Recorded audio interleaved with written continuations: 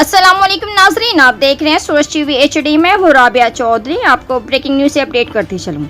अल्हम्दुलिल्लाह खुर्रम शहजाद भट्ट साहब की क़ियादत में यूसुफ मरालिया के फ्रेंड्स ग्रुप और भट्ट बरादरी ग्रुप के दरमियान सियासी अलहाक हुआ। इलेक्शन लड़ने पर मज़ीद तफसीलात नबील गुज्जर की इस रिपोर्ट में। तमाम फैसले बाहमी रजामंदी से करने का फैसला किया गया। भट्ट बरादरी ग्रुप की जानिब से जनाब उस्ताद अब्दुल रज़ाक भट्ट साहब, जनाब हाजी आसफ भट्ट ठेकेदार साहब, जनाब एहसान भट्ट ठेकेदार साहब, जनाब नईम अहमद भट्ट ठेकेदार साहब, जनाब अरफान भट्ट डेंटर साहब, जनाब शकील भट्ट ठेकेदार फ्रेंड्स ग्रुप की जानिब से जनाब हाजी मलक एहसान साहब, जनाब चौधरी अफजल मिट्ठू साहब, जनाब राना मोहम्मद इशफाक खान साहब, जनाब शेख नुमान अहमद साहब मेज़बान, जनाब नासर मीर साहब, जनाब रशीद तुफैल भट्ट साहब, हाजी गोगा भट्ट साहब।